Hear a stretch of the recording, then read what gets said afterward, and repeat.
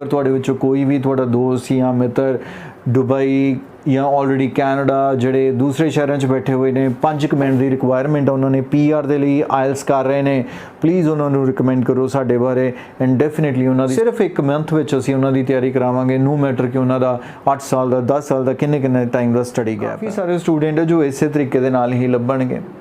ਤਾਂ ਇਹਦੇ ਨਾਲ ਕੀ ਹੋਏਗਾ ਕਿ ਤੁਸੀਂ ਪੜ੍ਹ ਤਾਂ ਲਿਆ ਕਿ ਤੁਹਾਨੂੰ ਸਾਰੀ ਗੱਲ ਸਮਝ ਆਈ ਨਹੀਂ ਆਈ, ਪੜ੍ਹ ਤਾਂ ਲਿਆ ਕਿ ਤੁਹਾਨੂੰ ਸਮਝ ਲੱਗਾ ਵੀ ਮੈਂ ਲੱਭਣਾ ਕੀ ਸੀ, ਅੱਧੇ ਤਾਂ ਭੁੱਲ ਚੁੱਕੇ ਆ ਵੀ ਆਪਾਂ ਲੱਭਣਾ ਕੀ ਸੀਗਾ।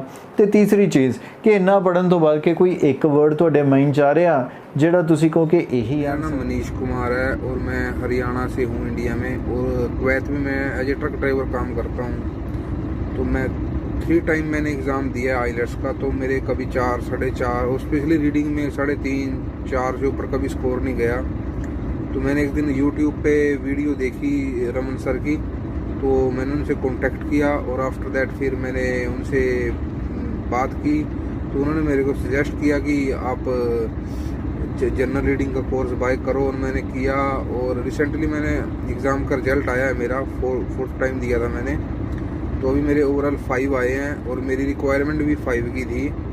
तो thank you so much Raman sir, and मैं सबको रिकमेंड करता हूँ एक बार जरूर रमन सर से बात करें और विजिट करें उनका चैनल जरूर। Thank you so much. बहुत सारे आयल्स कैंਡੀਡੇਟਸ ਇਹ ਮੰਨ ਕੇ ਚੱਲਦੇ ਕਿ ਰੀਡਿੰਗ ਵਿੱਚ ਜਿਹੜਾ ਬਲੈਂਕਸ ਹੁੰਦੇ ਨੇ ਬਹੁਤ ਮੁਸ਼ਕਿਲ ਹੁੰਦੇ ਨੇ।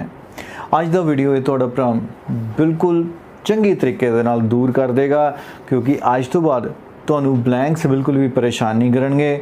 ਕੁਝ ਐਸੇ ਤੁਹਾਨੂੰ ਨੁਕਸੇ ਦੱਸਾਂਗਾ, ਐਸੇ ਟਿਪਸ ਐਂਡ ਟ੍ਰਿਕਸ ਦੱਸਾਂਗਾ ਕਿ ਜਿਸ ਤੋਂ ਬਾਅਦ ਚਾਹੇ ਤੁਹਾਨੂੰ ਗੱਲ ਸਮਝ ਲੱਗੇ ਚਾਹੇ ਨਾ ਸਮਝ ਲੱਗੇ, ਤੁਹਾਡਾ ਆਨਸਰ ਕਾਫੀ ਹੱਦ ਤੱਕ ਠੀਕ ਜਾਇਆ ਕਰੇਗਾ।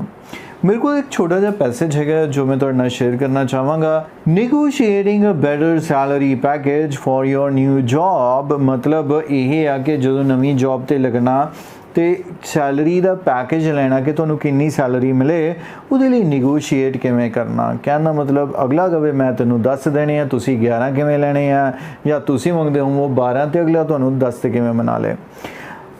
ਇਨ ਕੇਸ ਆਪਾਂ ਜੇ ਆਹ ਸਟਾਰਟ ਕਰੀਏ ਤਾਂ ਸਭ ਤੋਂ ਪਹਿਲਾਂ ਸਾਨੂੰ ਇਹ ਦੇਖਣਾ ਹੋਏਗਾ ਕਿ ਸਾਡੇ ਕੋਲ ਇੰਸਟਰਕਸ਼ਨ ਕੀ ਕਹਿੰਦੀ ਹੈ। 1 word, 2 words, no more than, less than 3 words, ਇੱਦਾਂ ਕਰਕੇ ਜੋ ਆਪਸ਼ਨਸ ਹੁੰਦੇ ਨੇ।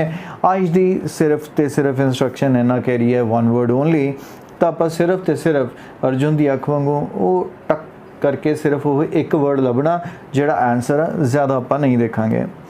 Van ਨੈਗੋਸ਼ੀਏਟਿੰਗ a salary, comma, potential employees should take advantage of the company's view of them as a useful dash।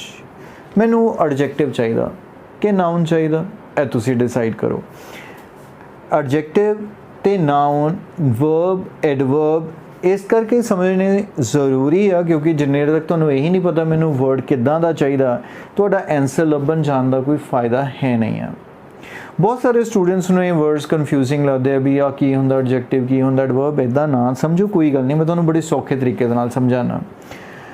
As a useful dash, ਆ cup ਪਿਆ, ਫਾਇਦੇਮੰਦ cup, useful cup, ਇਹਦਾ ਮਤਲਬ ਕਲੀਅਰ ਹੋ ਗਿਆ। ਕੱਪ ਤਾਂ ਨਾਉਨ ਹੈਗਾ ਹੀ ਹੈਗਾ। ਇਹ ਕੱਪ ਫਾਇਦੇਮੰਦ ਆ ਕਿਉਂਕਿ ਇਹਦੇ ਨਾਲ ਮੈਂ ਚਾਹ ਪਾਣੀ ਜੋ ਵੀ ਪੀਣਾ ਪੀ ਸਕਦਾ, ਤਾਂ ਇਹਦਾ ਮਤਲਬ ਯੂਜ਼ਫੁਲ ਮੈਨੂੰ ਇਸ ਕੱਪ ਬਾਰੇ ਥੋੜ੍ਹੀ ਜਿਹੀ ਐਕਸਟਰਾ ਜਾਣਕਾਰੀ ਦੇ ਰਿਹਾ ਵੀ ਇਹ ਕੱਪ ਕਿੱਦਾਂ ਦਾ, ਯੂਜ਼ਫੁਲ ਕੱਪ ਆ, ਇਹਦਾ ਮਤਲਬ ਇਹ ਕੀ ਹੋ ਗਿਆ ਐਡਜੈਕਟਿਵ। ਹੁਣ ਮੈਨੂੰ ਨਾਉਨ ਲੱਭਣਾ ਬਸ, ਕਿ ਉਹ ਕਹਿੰਦਾ ਵੀ ਜਦੋਂ ਸੈਲਰੀ ਲਈ ਨੈਗੋਸ਼ੀਏਟ ਕਰਨਾ ਨਾ, ਆਪਾਂ ਤੋਲ ਮੋਲ ਕਰਨਾ, ਜਿਹੜੇ ਇੰਪਲੋਈ ਆ ਉਹਨੂੰ ਇਸ ਚੀਜ਼ ਦਾ ਫਾਇਦਾ ਲੈਣਾ ਚਾਹੀਦਾ ਵੀ ਕੰਪਨੀ ਨੂੰ ਇਹ ਲੱਗੇ ਕਿ ਮੈਂ ਇਹਦੇ ਲਈ ਕੀ ਹੈਗਾ। ਆਓ ਪਹਿਲਾ ਕੁਐਸਚਨ ਆ, ਪਹਿਲੇ ਪੈਰਾਗ੍ਰਾਫ 'ਚ ਲੱਭਣਾ ਚਾਹੀਦਾ, ਦੇਖਦੇ ਹਾਂ। If you make it through the recruitment interview, a job offer may be just around the corner and you face having to talk about the nitty-gritty, your financial value। लो जी, ਆਪਾਂ negotiation ਲੱਭਣਾ ਸੀਗਾ, ਉੱਦਾਂ ਦਾ ਕੋਈ word ਆਇਆ ਨਹੀਂ, ਕਿਉਂ ਨਾ ਅੱਗੇ ਚੱਲੀਏ। Although many graduates training schemes have set starting salaries, there are loads of other jobs where you will need to exercise your negotiation skills।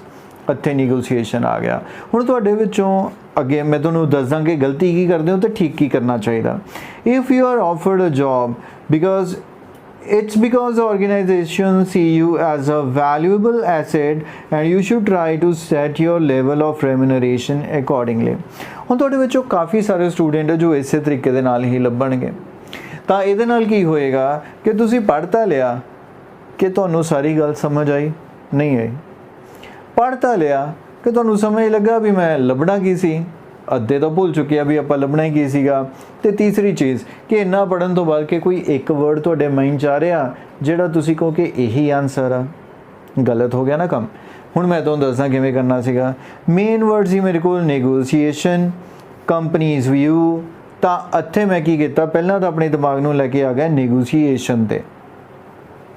Company ਦੇ ਪੁਆਇੰਟ ਆਫ ਵਿਊ ਨਾਲ ਅਗਲੀ ਲਾਈਨ 'ਚ ਆ ਗਿਆ ਆਰਗੇਨਾਈਜੇਸ਼ਨ, ਕਿਉਂਕਿ ਨੈਗੋਸ਼ੀਏਸ਼ਨ ਤੋਂ ਬਾਅਦ comma ਪਿਆ ਹੋਇਆ, ਅਗਲੀ ਗੱਲ ਉਹਨੇ ਕੰਪਨੀ ਦੇ ਨਾਲ ਜੋੜੀ ਹੈ। ਤਾਂ ਹੋ ਸਕਦਾ ਨੈਗੋਸ਼ੀਏਸ਼ਨ ਸਕਿੱਲ ਤੇ ਫੁੱਲ ਸਟਾਪ ਆ ਗਿਆ, ਅਗਲੀ ਗੱਲ ਨੂੰ ਉਹਨੇ ਕੌਮਾ ਪਾ ਕੇ ਇਸ ਲਾਈਨ ਦੇ ਵਿੱਚ ਆਨਸਰ ਪਾ ਦਿੱਤਾ ਹੋਵੇ, ਜਿਹਦੇ ਕਰਕੇ ਮੈਂ ਸਿਰਫ ਇੱਕ ਲਾਈਨ ਪੜੂੰਗਾ ਜਿੱਥੇ ਆਨਸਰ ਹੋਣਾ ਚਾਹੀਦਾ।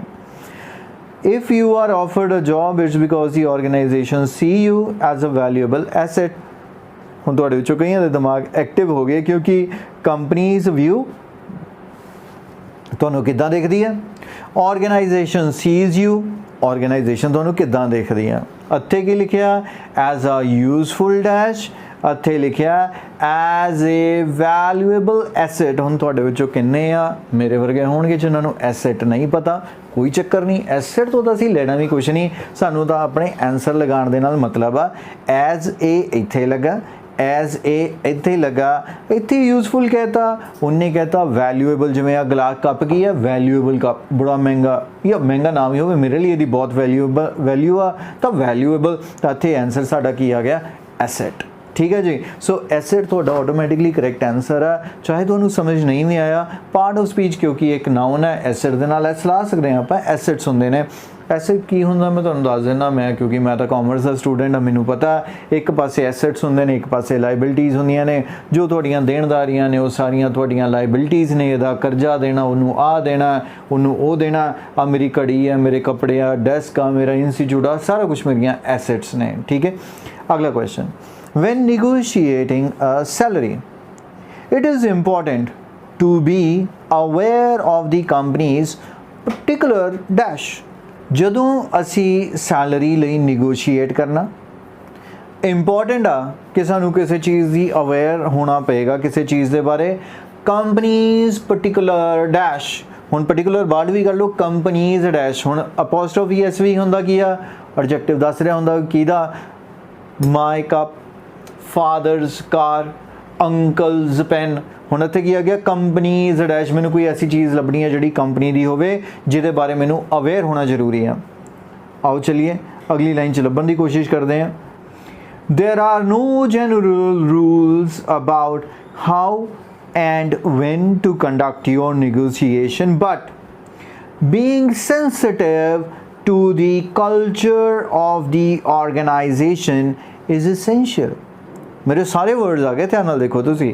ਇੱਥੇ ਐਸੈਂਸ਼ੀਅਲ ਆ, ਇੱਥੇ ਇੰਪੋਰਟੈਂਟ ਆ, ਇੱਥੇ ਆਰਗੇਨਾਈਜੇਸ਼ਨ ਆ, ਇੱਥੇ ਕੰਪਨੀ ਆ, ਇੱਥੇ ਬੀਇੰਗ ਸੈਂਸਿਟਿਵ ਆ, ਇੱਥੇ ਕੀ ਹੈ, ਬੀ ਅਵੇਅਰ ਆ। ਨੋਟਿਸ ਕਰ ਰਹੇ ਹੋ? ਤਾਂ ਇੱਥੇ ਫਿਰ ਕਿਹੜੀ ਚੀਜ਼ ਆ ਜਿਹੜੀ ਕੰਪਨੀ ਦੀ ਆ ਜਿਹਦੇ ਪਿੱਛੇ ਮੈਨੂੰ ਸੈਂਸਿਟਿਵ ਹੋਣਾ? ਤੇ ਕਲੀਅਰਲੀ ਕਹਿ ਰਿਹਾ ਕਿ sensitive to the culture of the organisation. ਤੇ ਆਨਸਰ ਕੀ ਬਣ ਗਿਆ, ਕਲਚਰ। ਅਗਲਾ ਕੁਐਸਚਨ ਕਰਦੇ ਹਾਂ। ਤੁਸੀਂ ਨੋਟਿਸ ਕਰਕੇ ਦੇਖਿਓ, ਮੈਂ ਜਿੰਨਾ ਟਾਈਮ ਕਰਦਾ ਇਨਵੈਸਟ ਉਹ ਕੁਐਸਚਨ ਤੇ ਕਰਦਾ, ਬੜੇ ਪਿਆਰ ਨਾਲ ਹੌਲੀ ਸਮਝ ਕੇ ਪੜ੍ਹਦਾ, ਤਾਂ ਕਿ ਇੱਕ ਵਾਰੀ ਪੜ੍ਹਾਂ ਤਾਂ ਮੈਨੂੰ ਬਾਰ-ਬਾਰ ਕੁਐਸਚਨ ਨਾ ਪੜ੍ਹਨਾ ਪਵੇ। ਜ਼ਿਆਦਾਤਰ ਸਟੂਡੈਂਟ ਇਹੀ ਗਲਤੀ ਕਰ ਰਹੇ ਹੁੰਦੇ ਆ। Some people use the dash to monitor salaries offered for similar positions. ਕੁਝ ਲੋਕ ਇਸਤੇਮਾਲ ਕਰਦੇ ਆ ਯੂਜ਼ ਦ ਡੈਸ਼। ਹੁਣ ਜਿਹਦੇ ਅੱਗੇ ਦ ਲੱਗ ਗਿਆ ਉਹ ਵੀ ਨਾ ਹੋਣਾ, ਆਪਾਂ ਕੋਸ਼ਿਸ਼ ਕਰਾਂਗੇ ਉਦੋਂ ਵੀ ਸਾਨੂੰ ਐਸਾ ਵਰਡ ਮਿਲੇ ਜਿਹਦੇ ਅੱਗੇ ਦ ਲੱਗਾ ਹੋਵੇ।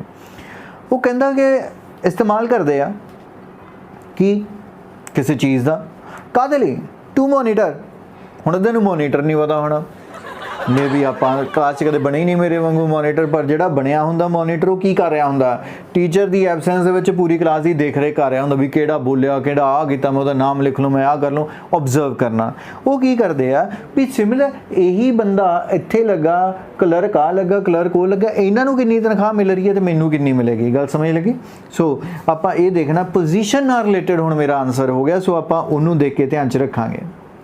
There are also some practical steps you can take to position yourself sensibly। ਜਾਣ ਕੇ ਉਹਨੇ position ਪਾ ਦਿੱਤਾ ਲੇਕਿਨ ਗੱਲ ਨਹੀਂ ਬਣੀ ਕਿਉਂਕਿ ਇੱਥੇ ਸੈਲਰੀ ਦੀ ਗੱਲ ਨਹੀਂ ਆਈ।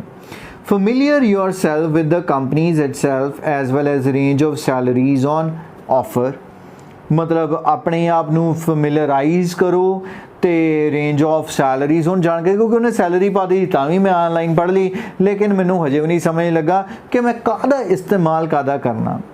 Doing careful research in this way prior to starting is very, you can look at the range of packages offered for comparable jobs in adverts on the internet or ask for advice from people you know professionally and personally। काफ़ी लंबी करती गलबात the ला के जे अगर आप तुक्का ला दिए तो चक दिए फिर आंसर ला दिए इंटरनेट। कारण की है ਉਹਨੇ ਇੱਕ ਨਹੀਂ ਦੋ ਨਹੀਂ ਕਈ ਸਾਰੀਆਂ ਗੱਲਾਂ ਕਹਿਤੀਆਂ, ਐਡਵਰਟ ਵੀ ਬੋਲਤਾ ਲੇਕਿਨ ਐਡਵਰਟ ਕਿੱਥੇ, ਇੰਟਰਨੈਟ ਤੇ ਆ। ਉਹਨੇ ਰੇਂਜ ਆਫ ਪੈਕੇजेस ਕਰਕੇ ਕੁਝ ਕਹੀ ਸੀ ਪਰ ਇਹ ਨਹੀਂ ਕਿਹਾ ਵੀ ਮਿਲਣਾ ਕਿੱਥੋਂ ਹੈ, ਬਾਅਦ ਵਿੱਚ ਕਿਹਾ Edward on the internet, internet ਆ ਗਿਆ।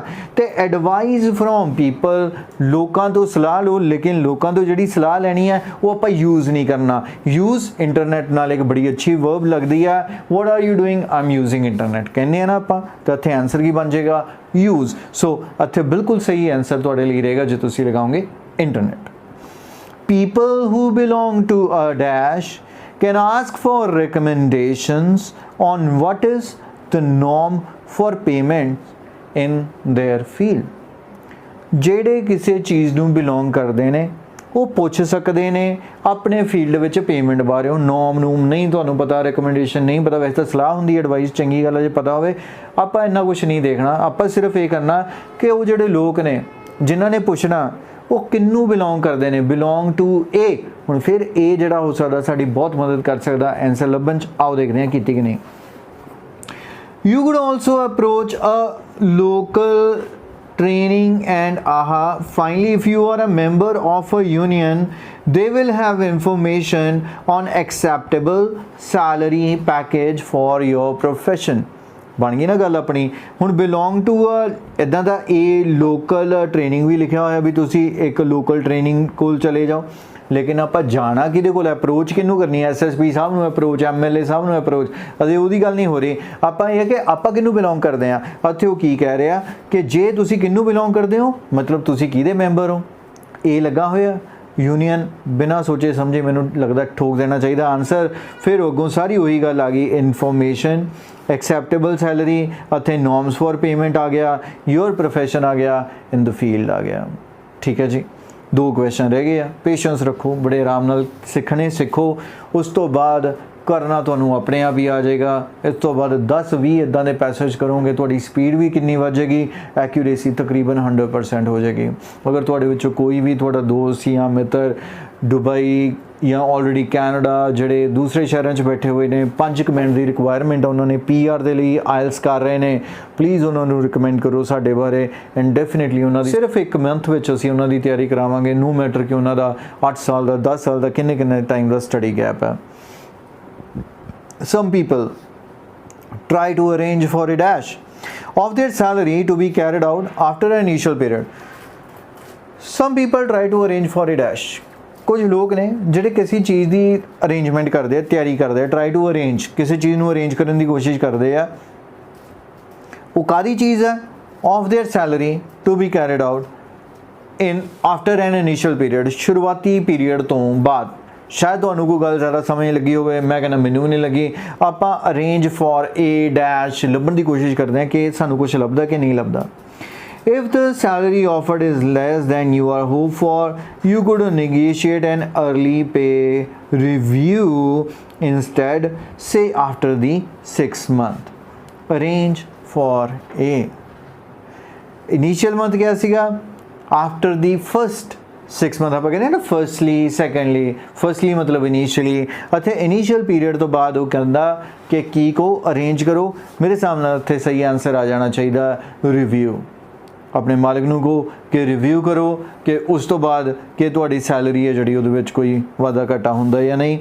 Finally it is important to be willing to accept a dash. Willing ਕੀ ਹੁੰਦਾ? ਆਈ ਐਮ ਵਿਲਿੰਗ ਮਤਲਬ ਮੈਂ ਦਿਲੋਂ ਕੋਈ ਕੰਮ ਕਰਨ ਲਈ ਤਿਆਰ ਹਾਂ। ਇੰਪੋਰਟੈਂਟ ਹੈ ਕਿ ਤੁਸੀਂ ਵਿਲਿੰਗ ਹੋਵੋ ਕਿ ਤੁਸੀਂ ਕੁਝ ਐਕਸੈਪਟ ਕਰ ਲਓ। Dash if the negotiations are getting nowhere. ਹੁਣ ਉਹੀ ਗੱਲ ਹੋ ਗਈ ਨਾ, ਤੁਸੀਂ ਕਹਿੰਦੇ ਸੀ ਮੈਨੂੰ 50,000 ਮਿਲੇ, ਅਗਲਾ ਕਹਿੰਦਾ ਮੈਂ 15,000 ਦੇਣਾ, ਤੁਸੀਂ ਕਹਿੰਦੇ ਮੈਂ 50,000 ਹੀ ਦੇਣਾ, ਅਗਲਾ ਕਹਿੰਦਾ ਮੈਂ 14 ਦੇਣਾ, ਤੁਸੀਂ ਕਹਿੰਦੇ ਮੈਂ ਤਾਂ ਜੀ ਲੈਣਾ ਹੀ 50 ਵਾ, ਅਗਲਾ ਕਹਿੰਦਾ ਮੈਂ 13 ਦੇਣਾ। ਤੁਹਾਨੂੰ ਇੱਥੋਂ ਕਲੀਅਰ ਹੋ ਗਿਆ ਵੀ ਇਹ ਨੈਗੋਸ਼ੀਏਸ਼ਨ ਕਿਤੇ ਨਹੀਂ ਜਾ ਰਹੀ, ਮਤਲਬ ਤੁਹਾਡੇ ਰਾਹ ਵੱਲ ਤਾਂ ਆ ਨਹੀਂ ਰਿਹਾ। ਉਹ 20 ਕਰਦਾ, 25 ਕਰਦਾ, 30 ਕਰਦਾ ਤਾਂ ਤੁਸੀਂ ਵੀ 4 ਪੈਸੇ ਥੱਲੇ ਆਉਂਦੇ। ਤਾਂ ਫਿਰ ਇੱਥੇ ਕੀ ਕਰੋ? Accept a dash. ਕੀ ਐਕਸੈਪਟ ਕਰਨਾ ਉਹ ਦੇਖੀਏ। Make sure you check out. ਕਾਫੀ ਲੰਬਾ ਕੁਐਸਚਨ ਬਚਿਆ ਗਿਆ, ਹੁਣ ਬੜੇ ਧਿਆਨ ਨਾਲ ਦੇਖਣਾ ਪਏਗਾ ਆਪਾਂ ਕਿੱਥੇ ਜੇ ਦੇਖੀਏ ਕਿ ਆਪਾਂ ਨੂੰ ਆਨਸਰ ਮਿਲ ਜਾਏ। Make sure you check out the package salary, not just the number of zeros on your pay slip. You may find the total package. For instance, you be offered health, blah blah blah, significant when bonus. You may want to discuss the basis so they are absolutely clear. When be persuasive and consistent, but be prepared to agree to a compromise if you really want the job. ਉਹੀ ਕਹਿੰਦੇ ਨਾ ਬੜੇ ਧਿਆਨ ਨਾਲ ਸਾਨੂੰ ਪੜ੍ਹਨਾ ਪਊਗਾ, ਕਿਉਂਕਿ ਮੈਂ ਇਸ ਕਰਕੇ ਥੋੜਾ ਜਿਹਾ ਤੇਜ਼ ਪੜਿਆ ਕਿਉਂਕਿ ਕਈ ਜਗ੍ਹਾ ਤੇ ਕਾਮਾਸ ਜਾਂ ਉਹੀ ਗੱਲਾਂ ਰਿਪੀਟ ਹੋ ਰਹੀਆਂ ਸੀਗੀਆਂ। ਤੁਸੀਂ ਵੀ ਧਿਆਨ ਨਾਲ ਪੈਸੇ ਨੂੰ ਦੇਖੋ, ਬਹੁਤ ਸਾਰੇ ਕਾਮਾਸ ਨੇ, ਮੈਂ ਉਹਨਾਂ ਨੂੰ ਮਿਸ ਕਰ ਦਿੰਦਾ, ਉਹਨਾਂ ਨੂੰ ਅਵੋਇਡ ਕਰਦਾ, ਉਹਨਾਂ ਨੂੰ ਜੰਪ ਕਰਕੇ ਅੱਗੇ ਜਾਣ ਦੀ ਕੋਸ਼ਿਸ਼ ਕਰਦਾ। ਮੈਨੂੰ ਤਾਂ ਐਕਸੈਪਟ ਕਰਨ ਦੇ ਨਾਲ ਮਤਲਬ ਸੀ ਵੀ ਮੈਂ ਕਿਹੜੀ ਚੀਜ਼ ਐਕਸੈਪਟ ਕਰਨੀ ਆ, ਤੇ ਅਖੀਰਲੀ ਲਾਈਨ 'ਚ ਕਹਿਤਾ ਬੀ ਪ੍ਰੀਪੇਅਰਡ, ਤਿਆਰ ਰਹੋ। ਕਾਹਦੇ ਲਈ? To agree. ਇੱਧਰ ਉਹਨੇ ਕੀ ਕਿਹਾ ਸੀਗਾ? To accept to a compromise, ਮਤਲਬ ਇੱਕ ਕੰਪਰੋਮਾਈਜ਼ ਦੇ ਲਈ ਤਿਆਰ ਹੋ ਜਾਓ। ਚਲੋ ਠੀਕ ਹੈ, ਇਦਾਂ ਦਾ ਕਰ ਲਾਂਗੇ। If you really want the job, ਮਤਲਬ ਜੇ ਤੁਹਾਨੂੰ ਵਾਕਈ ਨੌਕਰੀ ਚਾਹੀਦੀ ਆ ਤਾਂ ਫਿਰ ਤੁਹਾਨੂੰ ਕੰਪਰੋਮਾਈਜ਼ ਵੀ ਕਰਨਾ ਪੈਣਾ। It is important to be willing to accept. ਤੇ ਇੱਧਰ ਲਿਖਿਆ ਟੂ ਏ ਕੰਪਰੋਮਾਈਜ਼, ਫਿਰ ਏ ਨਹੀਂ ਸਾਡਾ answer ਲੱਭਾਤਾ। It is important to be willing to accept a compromise। ਜੇ negotiation ਕਿਤੇ ਨਹੀਂ ਜਾ ਰਹੀ, ਜੌਬ ਤੁਹਾਨੂੰ ਚਾਹੀਦੀ ਆ ਤਾਂ compromise ਕਰ ਲਓ। ਕਿੰਨਾ ਈਜ਼ੀ ਰਿਹਾ। ਇਹੀ ਚੀਜ਼ ਮੈਂ ਤੁਹਾਨੂੰ ਬਾਰ-ਬਾਰ ਸਿਖਾਵਾਂਗਾ। ਅਗਰ ਬਲੈਂਕਸ ਕਰਨੇ ਨੇ ਤਾਂ ਬਲੈਂਕਸ ਪਹਿਲਾਂ ਚੰਗੀ ਤਰ੍ਹਾਂ ਕੁਐਸਚਨ ਸਮਝਣਾ ਪਏਗਾ ਇਸ ਤੋਂ ਪਹਿਲੇ ਕਿ ਤੁਸੀਂ ਬਿਲਕੁਲ ਹੀ ਇੰਨੇ ਵਾਂਗੂ ਆਨਸਰ ਨੰਬਰ ਚਲੇ ਜਾਓ। ਦੂਸਰੀ ਚੀਜ਼, ਜਦੋਂ ਤੁਹਾਨੂੰ ਕਲੀਅਰ ਹੋ ਗਿਆ ਕਿ ਕੁਐਸਚਨ ਦਾ ਮਤਲਬ ਕੀ ਹੈ ਤਾਂ ਕਲੀਅਰ ਕਰ ਲਓ ਕਿ ਜਿਹੜਾ ਵਰਡ ਆਏਗਾ ਉਹ ਪਾਰਟ ਆਫ ਸਪੀਚ ਕੀ ਹੋਣਾ ਚਾਹੀਦਾ। ਉਸ ਤੋਂ ਬਾਅਦ ਬਲੈਂਕ ਤੋਂ ਇੱਕ ਪਹਿਲਾ ਵਰਡ ਜਿਹੜਾ ਹੈਗਾ ਉਹਨੂੰ ਬਹੁਤ ਧਿਆਨ ਨਾਲ ਦੇਖ ਲਓਗੇ, ਕਿਉਂਕਿ ਉਹਨੇ ਆਨਸਰ ਲੱਭਣ 'ਚ ਬਹੁਤ ਮਦਦ ਕਰਨੀ ਹੈ, ਜੋ ਹਰੇਕ ਕੇਸ 'ਚ ਹੀ ਕੀਤੀ ਇੱਥੇ। ਤੇ ਇਸ ਤਰੀਕੇ ਦੇ ਨਾਲ ਆਪਣੀ ਰੀਡਿੰਗ ਸਕਿੱਲਸ ਨੂੰ ਤੁਸੀਂ ਇੰਪਰੂਵ ਕਰ ਸਕਦੇ ਹੋ। ਮੈਨੂੰ ਉਮੀਦ ਆ ਇਸ ਦਾ ਵੀਡੀਓ ਤੁਹਾਨੂੰ ਕਾਫੀ ਅੱਛਾ ਲੱਗਾ।